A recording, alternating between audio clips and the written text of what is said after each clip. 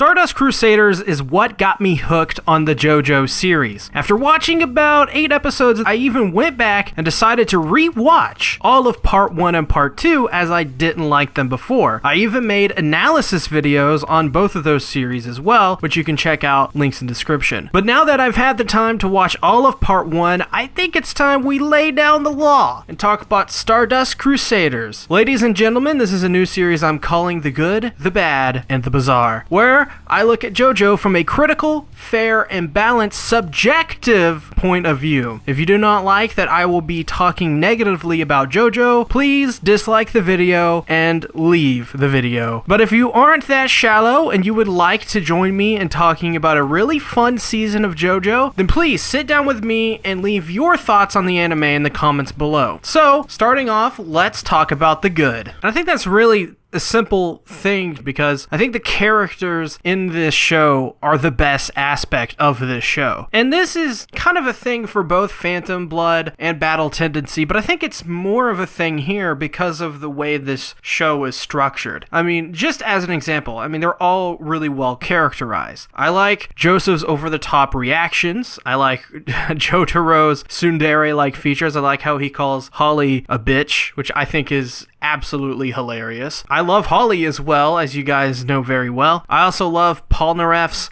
hilarious dialogue about his misfortunes. I remember the one episode when he gets attacked in the bathroom and he's like, why am I always being attacked in these weird situations? Polnareff is so obviously aware of his weird and awful luck, and that continues throughout this season actually. There's like a little story thread with Polnareff where he has some really questionable things happen to him, which is kind of sad on his part, but I will talk more about that in just a moment. I also like Avdol's calm and careful nature. Avdol is a really, I think, underrated character for what he is for this show. He's basically just an extra person to be there to help out in a really tough situation, and that's evident by when he's wished back to life in one of the episodes, which is one of Polnareff's brightest and most well-shining moments, actually. Also, Kakyoin, I mean, who doesn't love him? He eats his cherries really weird. He's a funny guy. I really like Kakyoin a lot. I think he's one of the better supporting characters for sure. Also, just on a villain perspective, I didn't really like most of the villains, I guess, but I did like Whole Horse. I feel he was fantastic just for the simple fact that he's like an opportunist. He's kind of very conniving, and he goes to each town and uses all these women in certain ways so that he can get his way. I really like that idea of a character like Whole Horse because if you think about it, Whole Horse is this cowboy stereotype, a nomad, right? A guy who travels from place to place, getting what he can out of an area, moving to the next. That's a cowboy. That's what a cowboy does. And I like this take on it because it's kind of a more darker twist, a darker take to it. Very lonely, even though I guess lonely and cowboy, those words are kind of synonymous with one another, but more so in this sense because of the way Whole Horse uses other people to his advantage. I really like that about his character. Also, I really like the idea of stands. And while it's not good execution, the idea of this is really innovative, especially for its time, because it adds a different way to do a fight. You also have the human characters, but you also have the stands, which bring a nice little twist to it. And I'm not sure how long the stands actually stay in the series. I think I've heard somewhere that stands, they don't stick around because of the way they were introduced, which is kind of sad. But I really want to talk about, to me, one of the best episodes in Part 1, which is the episode in which Polnareff is given 2 wishes, technically 3. He uses one on Gold, which he gets, and the second one he uses to resurrect his sister, and then the third one for Avdol, who, air quotes, died, which we'll talk about definitely in a moment. I felt this whole series of episodes was explored in a way that was not only very memorable, but very touching and very carefully written, I would say, because Polnareff, we know from the beginning, wants to get revenge for his sister, right? He's this character who, for whatever, reason it is, he just really has this way he sees his sister. It's almost like if you're watching Kimetsu no Yaiba, how Tanjiro talks about Nezuko. It's the same kind of thing where they have a brother and sister bond that can't be separated. And I really like this side of Polnareff, where he would do anything for his sister. And so much so that he would bring her back to life, which he does. He gets what he wants, but it turns out she's kind of like a flesh-eating monster, and while it's not his real sister, he gets what he wants. There's a moral to this, a message, if you will, from these episodes. Be careful what you wish for, because you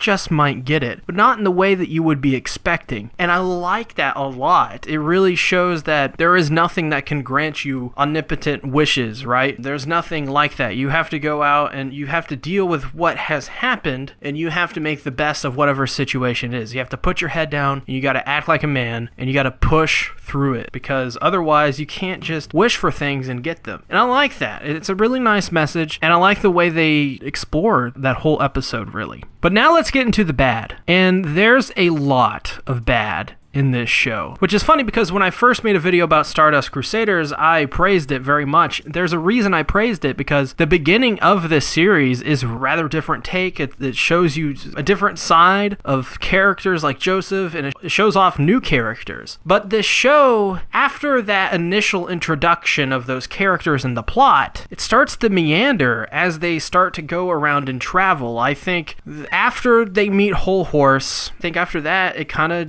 just starts to meander until the very end, which, I mean, yeah, you get like half of the series that's solidly entertaining, which is fine, but the whole monster of the week thing, like, it's not that bad for the most part. I'm consistently asking why they're going through all this. Like, is there a reason to have all this happen other than just to show off the idea of stands in a really repetitive nature? For example, one of the worst episodes in the show is when they fight an extra sun. The sun is run by some guy who's just behind a mirror, and he's like a loser, and he's not really strong at all. And what? Like, why was I watching that whole episode? I didn't know what they were trying to get at. That's what it felt like for a lot of these episodes of these stands. It just felt sloppy. It felt slapdashed. It felt kind of lazy in a lot of places, because I didn't understand why I was watching this, why I needed to watch this. What was so important about establishing the stands in this way that I had to sit through this sun guy, this sun stand? It doesn't make sense to me. And it was very underwhelming in that way. Because of that, a lot of the season just felt underwhelming, because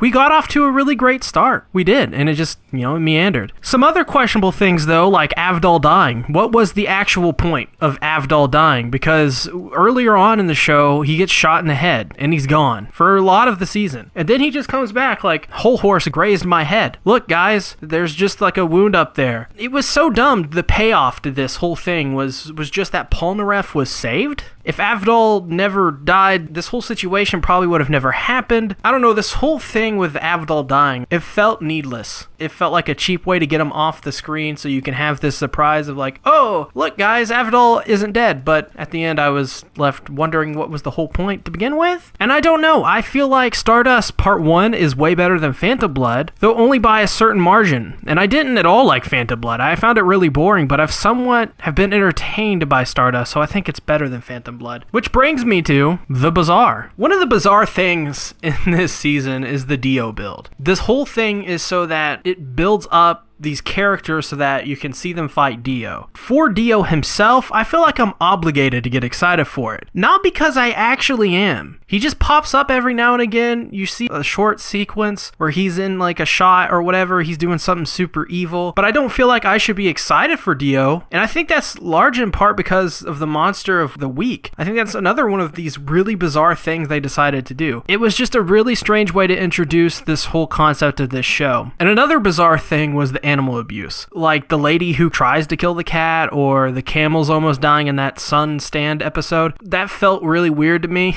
Do we really need animals like being tortured on screen? I don't know. It just seemed very weird and kind of cringy at times. Also, just some character logic in a lot of these episodes were completely wonk. In that one episode when Kakyoin was dealing with the weird baby stand thing, like why did they not believe Kakyoin like immediately? And why were they willing to let themselves be deceived by the way Kakyoin acted towards this baby? Why weren't they like, okay, well if Kakyoin is acting weird around this baby, maybe we should check this out because we trust Kakyoin. But no, they immediately were just throwing him under the bus, and that didn't make sense to me because of the way that they built up Kakyoin. It seemed they all really cared about him, but suddenly when something bad happens because of the plot, now we gotta hate Kakyoin. It was just very bizarre. As it stands, I feel like Stardust Crusaders just kind of meandered in its first part quite a bit, from the outdated and boring Monster of the Week approach that did nothing in the way to sell me on the idea of this series, or Dio, outside of the previous knowledge of the series. Stardust Crusaders Part 1 is by far one of the weakest installments for me right now, but it's not as bad as Phantom Blood, which I did not like a bit. Stardust Crusaders, if anything, has really awesome characters. Jotaro alone is one of the best and most compelling characters in the series as a whole. Its supporting cast is also strong, with Kakyoin and Polnareff being really entertaining. There is actually a lot to like about Stardust Crusaders. It has a lot of upsides to it, but the downsides that it has are massive, and it's not really the story's fault. I feel like a big portion of this is the Monster of the Week approach just hampered what could have been a really genuinely entertaining journey. So with that being said, what are your thoughts on Stardust Crusaders Part 1? If you're new to the channel, click on some of these videos. You may find them interesting. Make sure to subscribe and ring the bell. Like the video. You can also support me on Patreon as well to get access to series like OV Awful and my Hunter x Hunter series. So with that being said, thanks everybody for watching. I'll see you guys next time. Bye-bye!